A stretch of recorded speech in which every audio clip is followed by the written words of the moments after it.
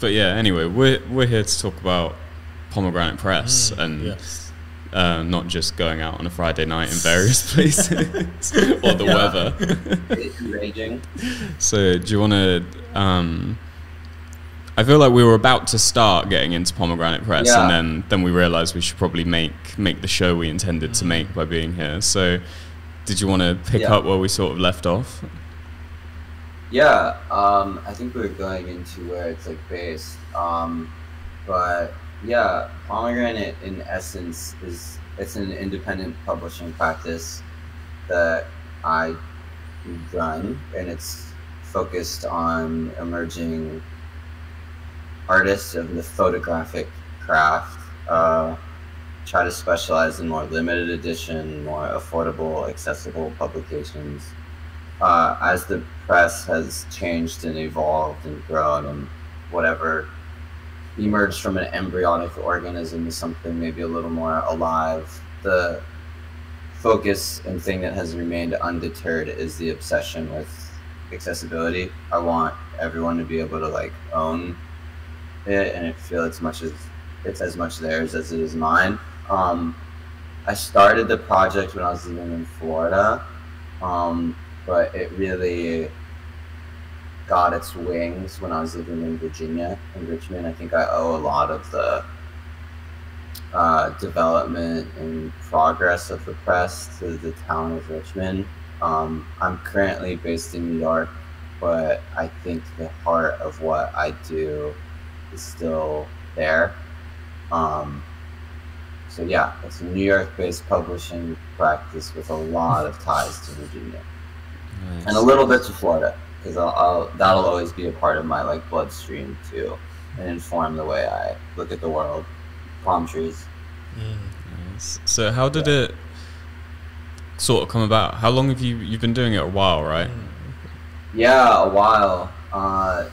Technically since like fall of 2015, but it was quite a one-celled thing for a while. I really kind of think early 2019 is when I really kind of got more comfortable with the vision and just started getting more responses to emails. I think it's one of those. I think something like publishing, like a record label, for example. It's one of those things where you can't really start taking it seriously until other people do. It's so predicated on the response of others, because as much as I want to like dress it up with poetics and obsession and mania, I am creating commodity, and so at the end of the day I can't continue making commodities unless they're purchased. This is a weird other thing, but yeah, I've been obsessed with zines since I was so young. I'm like a product of like the blog generation, and I was living in a small town in Florida, and on the internet I was just seeing all these like little books, and I started going to punk shows in Miami and Fort Lauderdale and smaller towns, and seeing these like little pamphlet things, and I don't know what it was about it then. I can't quantify it, but it just like sung to me, and I started making them myself, and then I started making them for other people. I attribute a lot of the initial direction of Pomegranate to a short, or not super short-lived, but this very ephemeral press in Toronto that was called Blood of the Young. They kind of wiped their internet presence clean, but I was buying a lot of those zines as a kid in high school, and since they were coming from Toronto, the shipping was expensive, so it was like all of my life savings went into like this thing, and I still have a lot of those. I don't know what any of them are doing now, but that I usually when I'm asked, Blood of the Young is the source for me. It's like the singular thing that I was like, I want to do that. So, Nice. Yeah. So That's pretty sick. you said 2019 was when it kind of took Nice. became. Was that when it became sort of what people would see if they looked you up now? Like when it became what it is and what it's known for? I think so. I think that's when I got a bit more conscientious of how things were designed, working with like artists with maybe a little bit bigger of a platform, getting it into actual like shops and things, having a real website. Yeah, I think what I was doing that year, and you know, I look at those things now, and there's obviously a million things I would do differently. But I would say that is sort of when the gears of the heart started to change in a way and kind of form this song that seems like an echo of what I'm still singing right now, you know? That's a good way of putting it. Whereas I think the stuff before, yeah, it's a bit more distant now. Yeah. Wouldn't have done some of those things. Some of them I still love, but you know. But they don't quite fit anymore, is what it sounds. I think there's just so many decisions I would have made differently that it's hard to see it. It's hard to see something other than just like a memory in them. You know, like I love them for what they are, and I'm happy that these artists let me make this, you know, 50 copy thing, and even gave me the opportunity to like represent their work in some small way. But naturally, if those images were sent to me today, I would have handled it so differently. So hopefully, if anyone that I worked with at that stage is listening, they don't feel sad about it. I love it. It's just different, you know. So I'm kind of curious because Pomegranate Press has like a fairly distinctive feel across the board, and how you, as someone who has to basically pick projects that aren't your own and working with people, how you sort of go about making sure that who you work with and how you make it feel so consistent, because you're working with artists who are pretty different from each other and trying to pull it all into a place where their book doesn't stick out from their own sort of projects, but also not stick out from your collection like a sore thumb as well. Yeah, I mean, I don't want to ever, you know, box myself in and feel like I'm releasing the same body of work over and over and over again. But for me, I feel like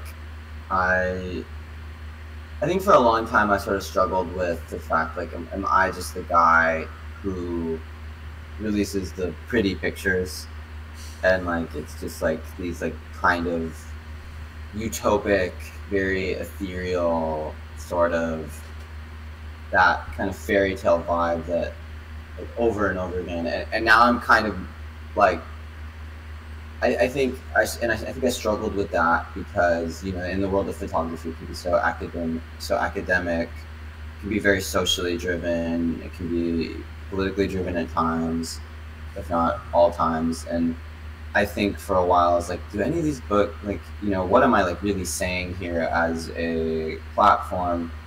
And now I'm sort of at a stage where I think there is something really revolutionary about a steadfast commitment to beauty.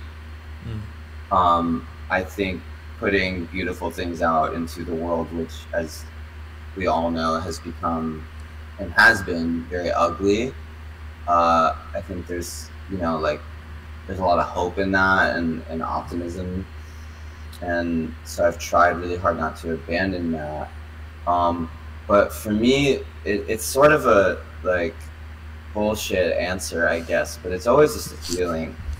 I can't go off of anything other than that. I try really hard not to obsess over the quantification of it. I just see work and I like it and I just run with it. Again, of course, I lean into beauty a lot, so I don't tend to put out things that I think most people would qualify as like, you know, photography can be about the ugliness, and I love images like that, but that's not really, I think, what I want to say. But yeah, it's in short, it's all about trying to encapsulate this like beautiful feeling, and obviously the design of the books follows a trend, and I think you know, it's about creating a language, a landscape of language, and I think for me, the best way to approach that is just to go purely gut instinct. I like it. Um, the last thing I'll say is, like obviously a lot of the images I work with are very graphic. I tend to lean into color. I'm doing more black and white, but it's been a lot of really like highly saturated images with a lot of motion, a lot of use, a lot of, a lot of sentimentality, and tenderness and stuff. And so these things that, can sometimes be hard to express in a photograph, that is usually what I'm looking for. Is like subtle little kind of things. If that makes any sense. It's hard for me to explain. I've always just gone with it. Yeah, it seems very intuitive would be the word to throw out, I guess. I was going to mention as well, with you saying about like design decisions, and a lot of your books have a kind of almost unique to you, and I'd be curious to know how it kind of formed. Is that a lot? I know there's a few of your books that don't follow this, but a lot of them follow the pattern of having the title and names on the back, and then just full bleed image on the front. That seems to be distinctive to you. Yeah, the calling card.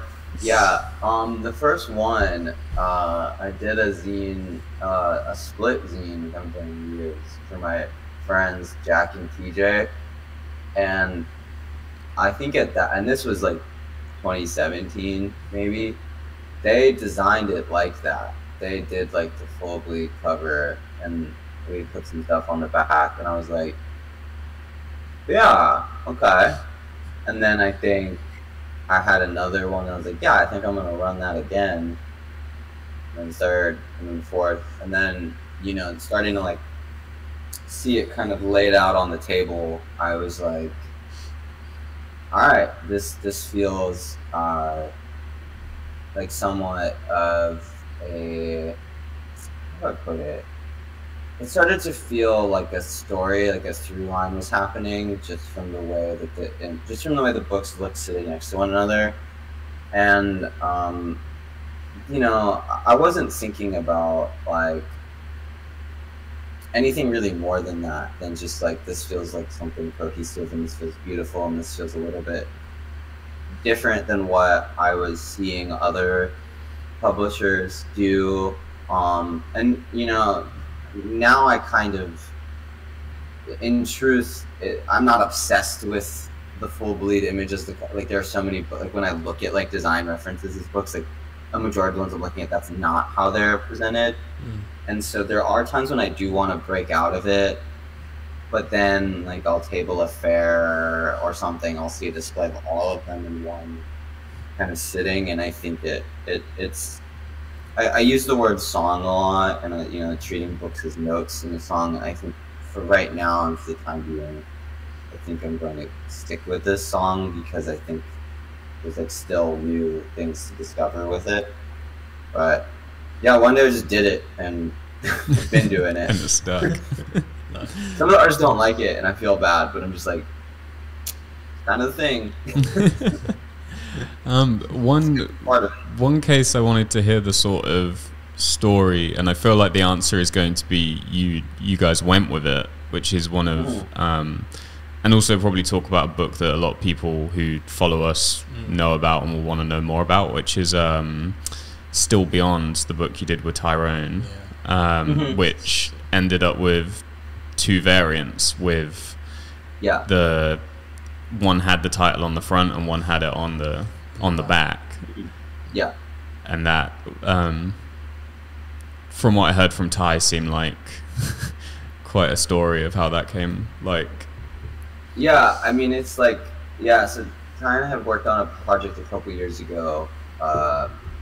He'd just been sending me images, and he had all these pictures of plant life behind glass mixed in with other things, and me being so, I guess, beauty obsessed, I was like, no, I think this is the sauce right here, and so did that, and really, really happy we went that route. And then when a few years later, when he had compiled more images of that series, I was like, all right, let's rock it again. But basically there's nothing like sexy or interesting. I worked with a sort of unprecious printer for that one, and I opened the box and they foil stamped the wrong side of the book, and I was like, okay, great. That had never happened, so it was a first for me. I've dealt with, you know, so many printing errors, but that one was so like, what? Like, but you know, the printer basically, and again, it's not super sexy, but the printer was like, oh, we're so sorry, obviously we got that wrong, so we're gonna send you more. And I was just like, okay, so now I have a lot of these things, and it was a kind of happy accident. You know, you spend time looking at something that is a misprint for so long, and something kind of charming starts to form from it. I mean, I'm always like, in my own personal work, I'm very, you know, unprecious and prone to making typos and accidents, and so it's not like this marriage to perfection or anything, but definitely that was a okay. It's like, all right. So again, it's not. It was just a literal, really stupid error, basically. TLDR. But it kind of worked in a unique way. Yeah. Because I remember. Yeah, like, this is the thing. Like, cool. I could see the printer seeing that and going, like, yeah, this is like what it's supposed That makes to be. sense. Yeah. But yeah. So, follow up off the back of that would be, what's been like your favorite book? The hardest question, the worst question we could have probably asked. I saw the fear appear. Yeah. I mean, right. The whole, like, you know, they're obviously all occupy a really special place in my heart. I think one book that I'm really excited about, I co-published it with this amazing design team who, you know, are now my dear friends. They're called Handshake. We did a book for my friend Daniel Rampula, who I was fortunate. We just got lunch the other day. He's a really, really sweet guy, and his work is, you know, it's very informed by, like, Peter Hujar, Sally Mann, George Platt Lyons, you know, which is Dwayne Michaels, who are school of photographers that I love. It's just so infrequent that I get sent work that is informed by that kind of school of people. And so we did this book called Wild Place, which is this sort of like, we kind of describe it as this like unresolved, like coming of age queer story where the images are imbued with a lot of fear and uncertainty, and they're very enigmatic. Definitely a bit more dramatic than the work that I usually get my hands on, and I love that book, and I love how Handshake guided the design of that. It was one of the most like painless bookmaking processes I've ever been involved with. So I'm really proud of that, just as an object, and the work itself being maybe kind of an outlier in what I tend to publish. I did a lot of editions of a book called Tierra del Sol for my friend Carlos Cianilo, and we did an expanded edition because the book was met with, you know, this really fervent enthusiasm. And the expanded edition, I think, is one of the more beautiful, really complete books I've ever made. I think it really tells the whole narrative of this, like, you know, ranchero Mexican rodeo celebration. And again, it's work that I don't really get sent too often, but it's just really beautiful, and I was really happy. I feel like I got to like strut my stuff as a publisher with that one, with the expanded edition and how it was constructed, and the book did really well. The one behind y'all, Kirk Lesage's, I love that, very dreamy. I did one for my friend Lucia in the spring called Digging for Clams. It deals a lot with food, and from a really intimate perspective, it's kind of every stage of dining, from sourcing the ingredients, preparing the ingredients, sharing the ingredients, hanging out after. And I feel like now, having spent, you know, 6 to 7 months with that book, I think it occupies a really unique space in the fact that, like, you don't see images about dining that way that often. So I love that one. Those are three that come to mind, but or four. But yeah, I care about all of them. I try to put my whole gusto in everything. So It'd be weird if I didn't. So what you got like coming up now? Like, have you got any more in the lines or anything? Yeah. There's like 4 or 5 things brewing. 5? What? Yeah. Doing the very, very final stages of a beautiful book called Hey Lover by Marcus Maddox, which is going to be one of my more lengthier publications. Like it's 66 plates. And so it definitely resembles a more traditional monograph. It's like a $40 object, so I'm excited for that to be done. Doing a book of images taken in northern Greece and Macedonia by my friend Stephanie Stamatis. Just announced a split publication, which I'm excited about, for my friends Morgan and Marissa. Book of Images of Italy by my friend Alex. Oh, and I'm doing my first book, like exploring like family. I feel like I've avoided that topic as a young person. I just don't like it. Those aren't images I'm typically looking at.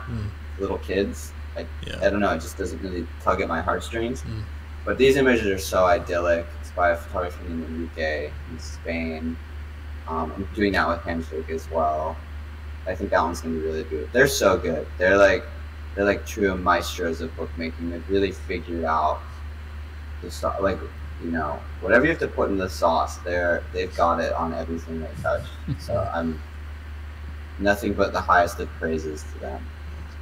Yes, that's pretty cool that you're doing a book about family. Funny enough, I've done one myself, which is like, so I'm like part Italian, but I've done, where is it? I almost laughed when you said a guy called Alex. You were doing a book about Italy, because that's like his Alex and the last how many?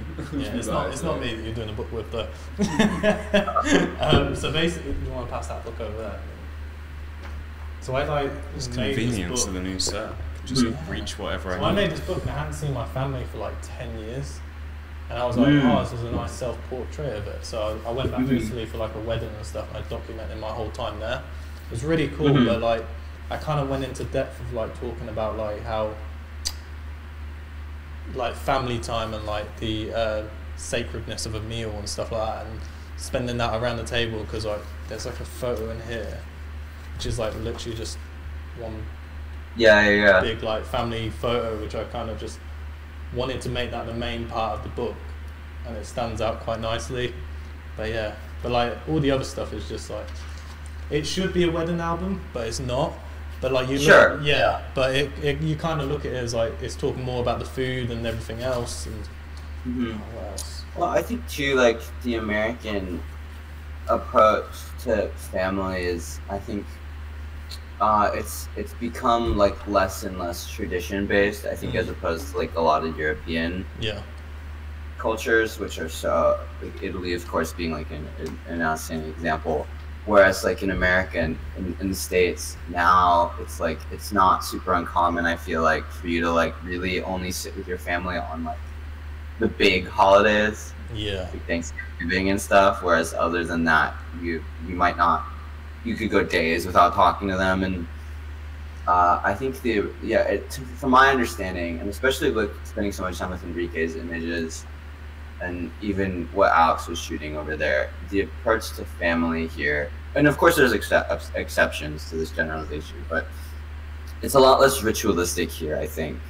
The American, it's like, and that's like, I'm okay with it, you know, but I think every time I see this like really warm, big family gathering, I'm like, whoa. I'm gonna do that. Like, it's a lot of like, I think like United States, also with Europe too, like, so it's so chosen family here. Like the Friendsgiving, the Friends dinners, those are so like, whereas your actual family, I think you're getting, is very much like blood than anything. I think the UK is kind of similar to that, like what you're saying about America, especially compared to like actual Europe. Yeah. We're getting that sort of way here more recently. And I mean this with like complete respect. Like, y'all don't strike me as a particularly precious in that way. Like my good friend Ollie, who lives here, he's from London, and we were talking, like, he was like, you know, he's making bullshit small talk. Like, how was your holidays? And he was like, yeah, saw my dad, you know, died. And I was just like, oh, that's it? He's like, yeah, catch up, you know, had a pint, that's it. And I was like, all right. You know, like, that sounds that's pretty standard. Yeah, I mean, yeah, to be honest, like, that sounds like he has like the closer end of like British father-son relationships. I think it's normally just like y'all are like I mean, he is probably the person in my, like, Ollie is probably the person from England that I talk to the most, and he's so good at what he does, and like I would consider him a good friend at this point, but he's so like frillless, you know, everything is very matter of fact. It just kind of is what it is, and it's just kind of like, yeah, we'll take care of it, like, all good. And it's not like dress. I think, you know, I'm one of these, like, hey, like, you know, I'm so like overly cautious and I want to make sure everything's okay. And I'm like, and with him, it's just like, no, it's all good. What are you talking about? Like, fine. Like, I'll talk to you in like 3 weeks. And I'm just like, okay, I guess you're right. Like, yeah, that's not as much fretting, maybe. Maybe, I don't know, because now I'm thinking about it, like, some of like my friends who I've known for like forever since I was little obviously don't see as much anymore, because like they go everywhere and they're like not in around what we do and stuff, but it is like they're still my best friends, even though I might only see them like maybe once a year, twice. It's sort of, but there's no like, except for like the occasional like Instagram reel in between, there's not really any like communication in between that. It's just like, it is very much like, okay, oh, we happen to be in the same part of the UK at the same time, cool, let's go to the pub, and then but I think I guess that's after spending like 10 years straight with them at like school and stuff, you kind of, it doesn't matter how far they wander, it's still just like, oh, okay, you're still the same, and what's new with you, cool, sounds good, okay, see you next year. It's like, oh, okay, that's strange. All this is which to say, the books, the photographic images of like a really loving family of like embracing a newborn infant, the you know, I don't get it.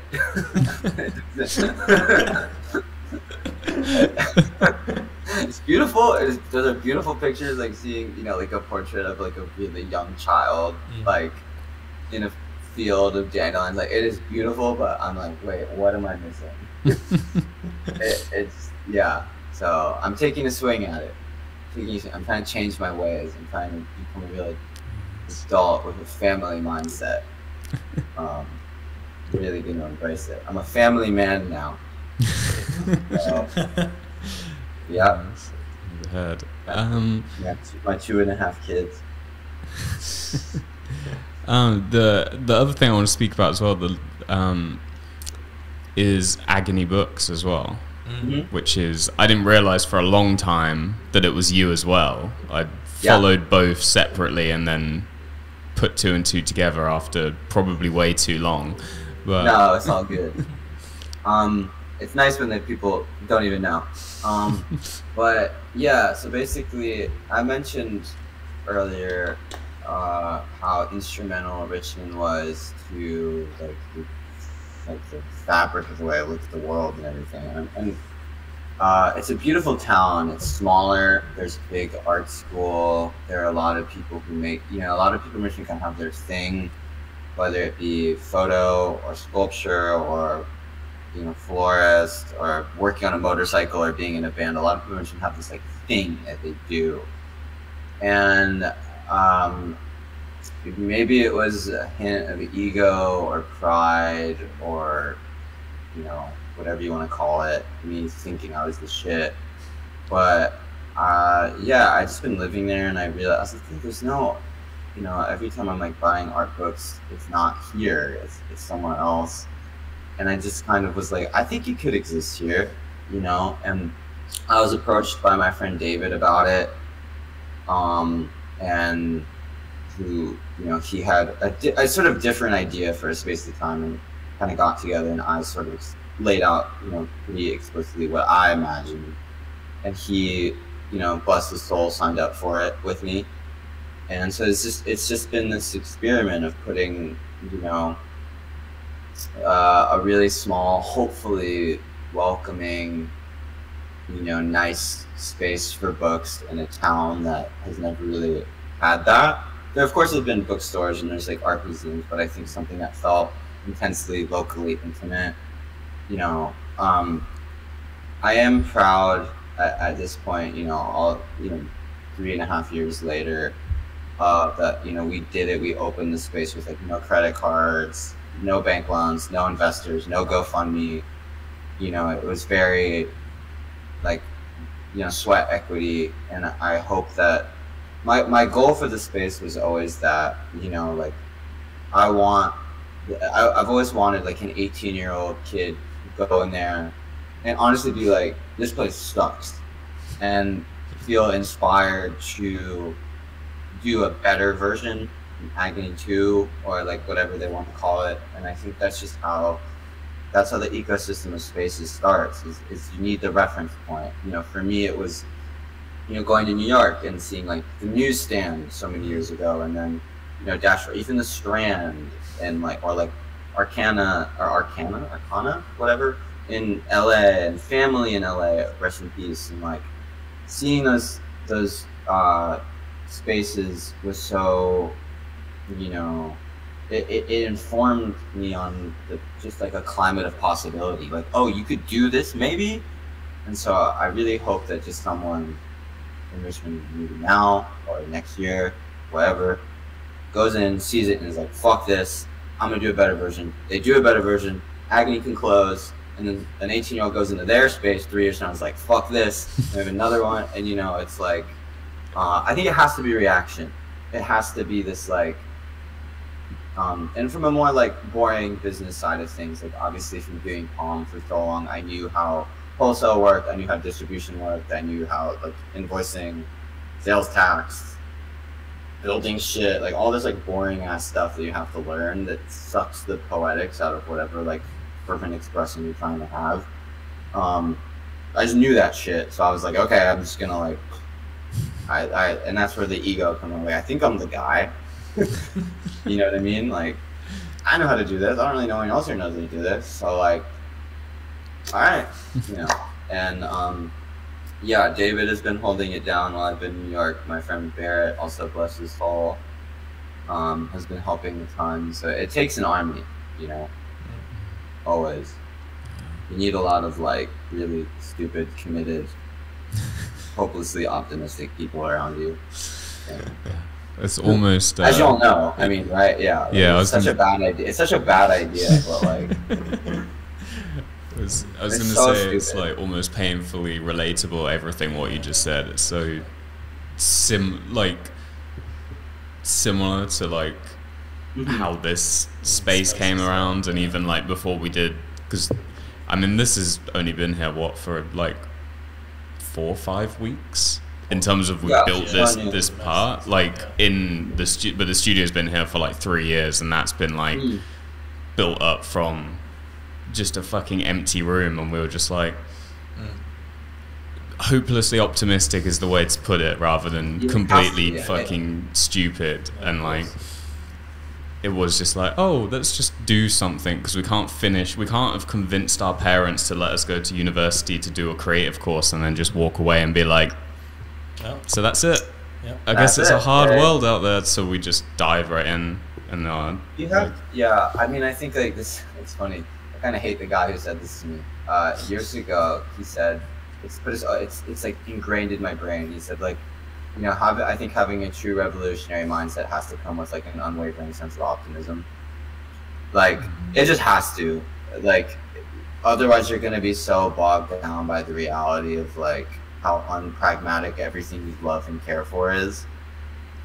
But yeah, you kind of just like, I'm a big advocate of like, if I say I'm going to do, and this is so boring, but like if I say I'm going to do something, I'm like, I have to do it. Like, you know what I mean? And I'm a really big, like, I think I spent so long around, and this is not a dig on them, you know, just sometimes things in life get in the way and make these really stupid dreams completely unfeasible in a financial, time, whatever sense. But I think growing up, I was around so many people who'd be like, wouldn't it be cool if, wouldn't it be amazing if, or I would love to, but, and I just wanted to remove those contractions from the sentence and just like see it through.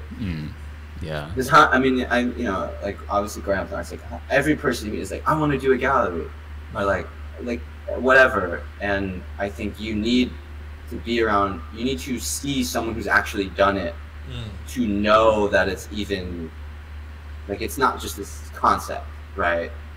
Like, oh, that's a physical space. I can walk into that. I can feel it. I can touch it. Okay, it exists, you know?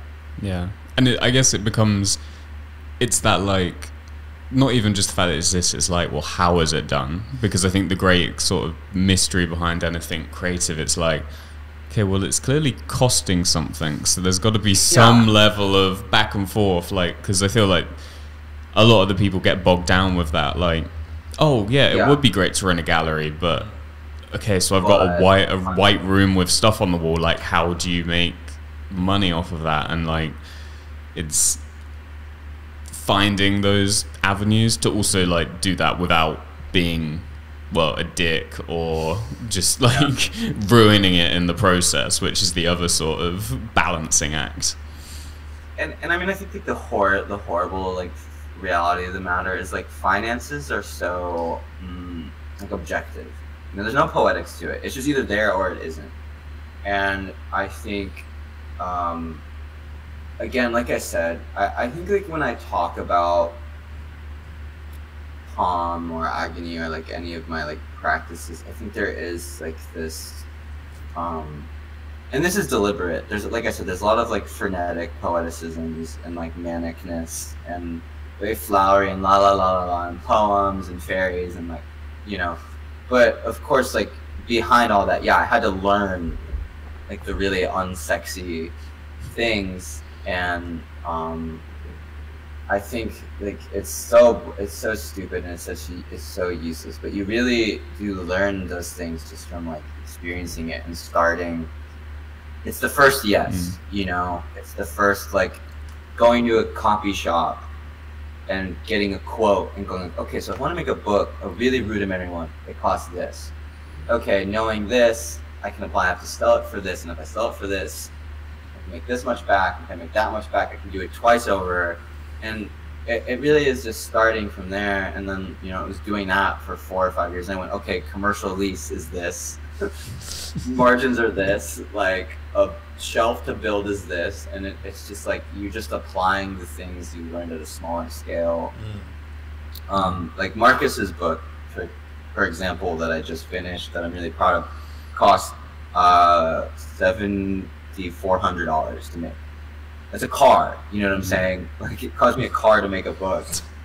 But I knew that, and I knew what to price it at, and I knew what I needed to sell, and I knew that these stores had like, but you know, when I started this many years ago, if someone sent me an invoice for $7,000, I'm like, I'm gonna kill myself. Like,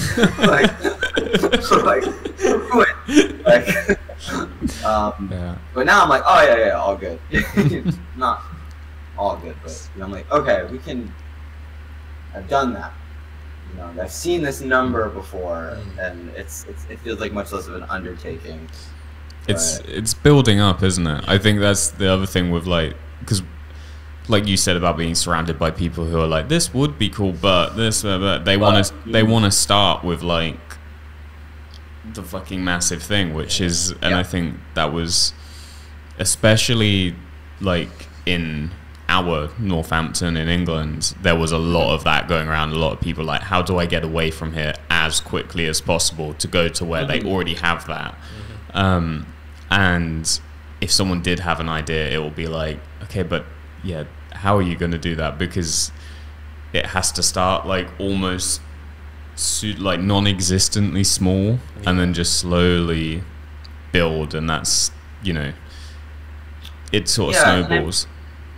And I mean, like, I don't know how it is, how it's been for y'all, but I also think like for me, for so long, I started Pomegranate with my friend Alex. Actually, I'm making a book for Italy. It's a very full circle moment. But like, you know, for a majority of it, it's been just me. And you know, all this time later, as a 29-year-old now, I do wonder, like, of course, I wonder retroactively, like, what could have been expedited.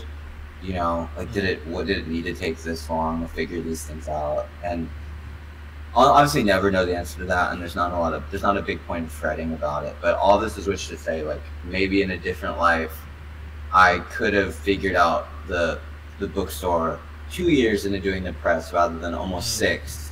You know, if maybe I like reached out to more people, or maybe you know, I do think there are things you can do. Took on an internship, like had a legitimate mentor. I did everything like so in a just like it was just me, you know. And so I think it's interesting now, like I think to reflect back, like I do think some things could have been quicker, you know. But yeah, I mean, like on that note, I signed the lease for Agony when I was 25. You know, like so it's not something I think you have to like wait till you're like 40 and like you've been in the biz for 20 years. I think it's like quite important to take a swing when you haven't figured out all of the answers, because there's like the damage to that, right? Like being so acutely attuned to risk, and so like, you know, I think when you have so many, like, when you know these things already, I think it almost makes starting harder, because you're like, oh, like if I open this space, like how's that going to impact my like 401k or like whatever? Whereas like, you know what I'm saying? Yeah. I think it is good to go into it with actually a bit of ignorance and sort of like, you know, I use the term climate of possibility, like when you're not, you know, it goes both ways. Like I wish I knew more, but also maybe it's good I didn't. I wish I did this faster, but maybe it's good I took more time to do that.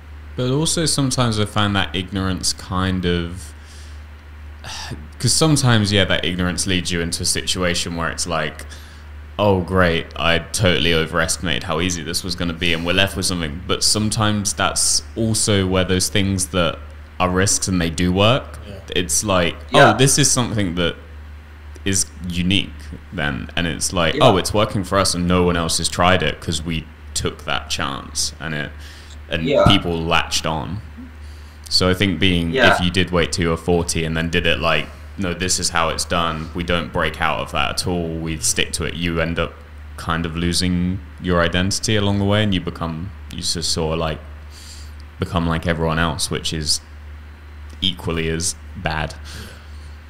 Yeah, and I mean, like, maybe this is like a good point, so like I didn't study any of this. Like, this is not what I went to school for. This is not what I'm trained in. Like book design, it's all been, like, kind of, to use like an earlier term, like it's been intuitive, it's been intuition, and it's been just looking at things I loved and wanting to add my voice into that like really beautiful choir without necessarily having the like proper microphone. Like, how do you do that?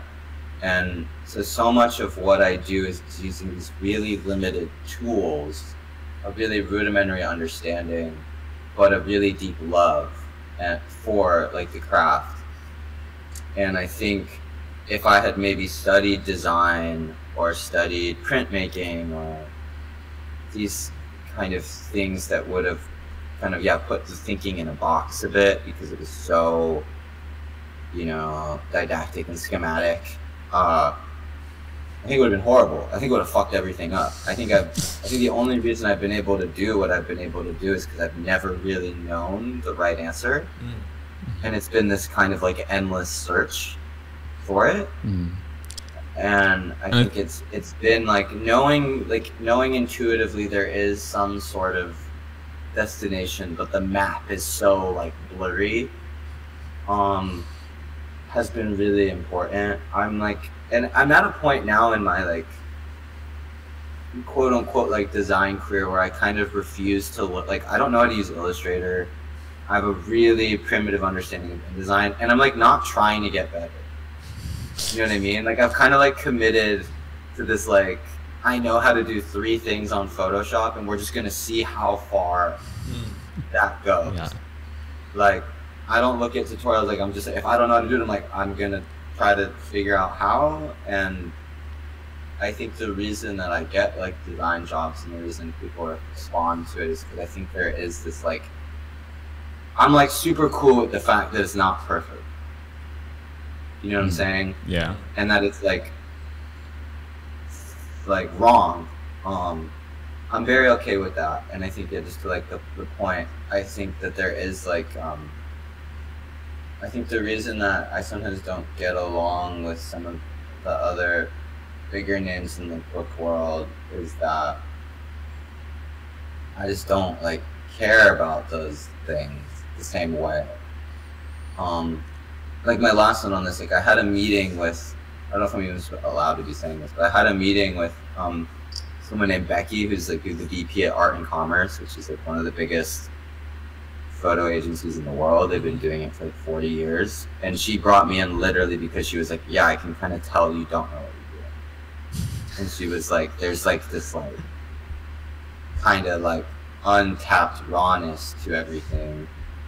And so it's funny to think about like how do I not lose that, you know? Yeah, because if you get too bogged down or you start making your own rules, then it's still in that box. Rules. And I think I think there is some, especially when doing stuff creative, like having, like you said, it's like a map and there is a destination, you just don't know where it is, but that's what keeps it interesting for you. Because if you knew exactly how each book should be laid out and there was no, like, every project someone sent to you, you were like, yeah, I know exactly what to do, and because you know exactly what to do, it's going to take me 10 minutes or 15 minutes or whatever. You'd get bored pretty quick. It would become like a data entry job or something, right? Like it would just be, there'd be no longevity to it. Yeah, and I think like, you know, I mean, I've looked at, I don't even know how many pictures at this point now. Like I'm not even 30. And I look at like tens and tens of thousands of images, and it's crazy. It's like I don't have like a grand comment on that. It's just like it's crazy to reflect on it. It's doing so much work, and I spend so much time at work. And I think there are a lot of like horrible, terrible, rotten things about what I do that most people, as much as I would like to believe, like, oh, anyone can do this, it does take a sort of special set of requirements that you're willing to accept. There's so many like short-lived publishers that do like 3 books, 6 books, 1 zine, and like, oh god, that was a nightmare. And so I understand why someone would be super deterred. I never expected, like when I started this, that it would be anything at all. You know what I mean? It really, there was no like 5-part, 5-year plan. Like, so I'm really grateful. It hasn't been easy, and I think I've lost my mind, like for sure. like I think I'm definitely like not well, but at the same time, I still feel like there are things I haven't said yet, which has maybe been the main guy. And there's still things I want to do. I have a lot of opinions about publishing that, like, who cares? Like, it's not something I should be thinking about as often as I do. But, like, I guess, like, in short, like, here we are, you know? It happened. That's it. Like, it is what it is. So, I'm crazy now. Great. But you have the books to show for it at least. Great. Yeah, here we are. So it was written, right? But I really didn't plan for any of it. Cool, I guess. I'm lucky. Grateful. That's wicked. Yeah, I mean, do you have anything else to ask? I feel like I've nabbed through that entire one. What other fun basically. let's get to the bottom of it. What tea do you want? What do you want from me? What tea do we want? What, like? Yeah, what haven't I spilled? I'm trying to think if there's anything else. You briefly mentioned earlier you were involved with 2 spaces. I assumed one was Agony. What's the what's the other? Oh yeah, I mean I share a studio with my dearest friend, one of the closest things I've had to a mentor, bless his soul, Matthew Lifei, who I think is nothing short of a genius. I think he's one of the greatest gifts of photography that we have in the modern era. And he lets me put all my books behind this makeshift wall in his space. So what an honor. But yeah, has like a New York HQ. Matt has kept it pretty dirty, and I haven't done much to combat that. So it's not beautiful in a traditional sense, but maybe in the way that you could see we like are living in it. In the way like being alive is beautiful. But yeah, sometimes I have like people come by and I'm like, look at this, crazy, huh? Like, this is a book. Or it's gonna be. Do you like it? And I would like to be a little bit more strategic with my involvement, meaning I'd like to take advantage of the situation at hand to make more money and extrapolate the funds of the youth of Brooklyn.